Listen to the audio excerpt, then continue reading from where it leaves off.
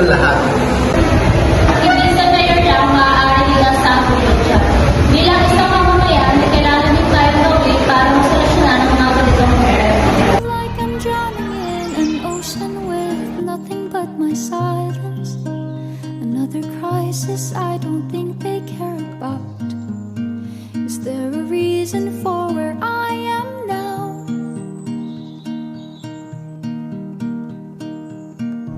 All my ghosts are taking turns to play another round of haunt and seek.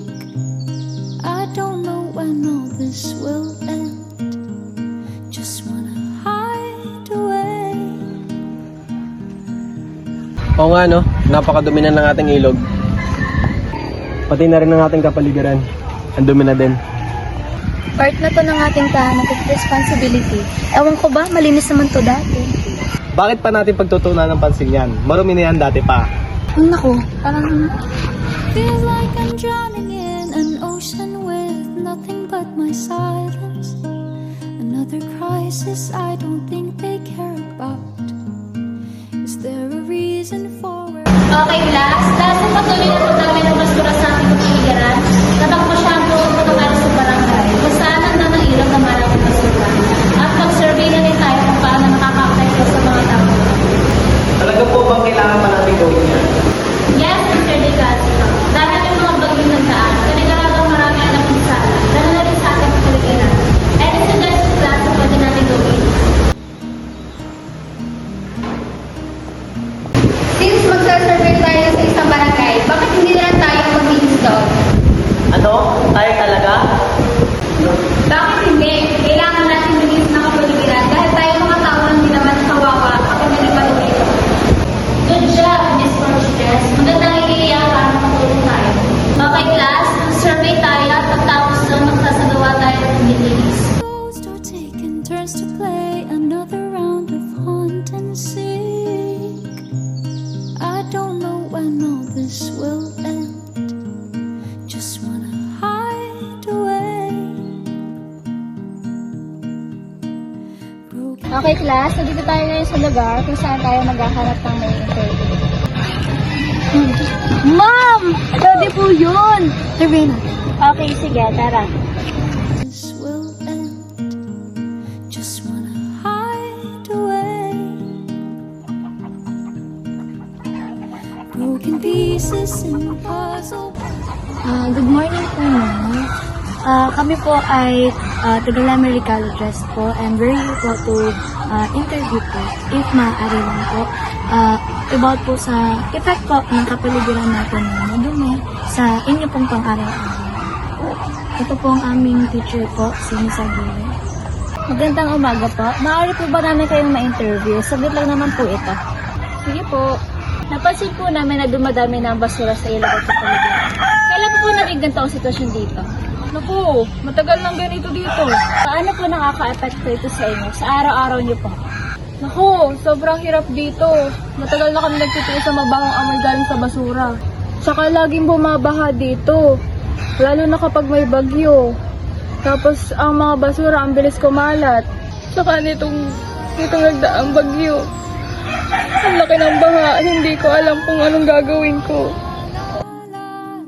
Feeling ko nga, maging okay na ang sitwasyon. Sobrang dumi ng kapaligiran. Magpapasko pa naman. I see. Sobrang hirap po talaga ng ganyang sitwasyon. Maraming salamat po sa oras niyo. Huwag na po kayong malungkot. Tutulong po kami ng pagdirinis sa inyo. Magdirinis po kami ng ilog at mga kapaligiran dito. Talaga? Kung ganon, tutulong din ako. Sige po, kukuha lang po kami ng mga kagamitan. Feel like I'm drowning in an ocean with nothing but my silence. Another crisis I don't think they care about. Alam mo pre, naaawa ko doon sa babae kanina. Sobra pala ang epekto ng pagiging madumi ng ating kapaligiran. Oo nga pre, kaya kailangan talaga natin maging malinis sa ating kapaligiran. Buti naman, na-realize mo yung mga ganyang bagay, no? Crisis I Oo naman, kaya handa akong tumulong at maglinis. Is there a reason for where I am now? Sige, tara na. Tara na. All my ghosts are taking turns to play another round of haunt and seek. I don't know when all this will end. Good morning, aming paglilinis. Ma'am, nakakapagod to, pero masaya. Oh, ang iba, kamusta? Masaya ma'am, sobrang saya dahil nakatulong din po tayo sa ibang tao.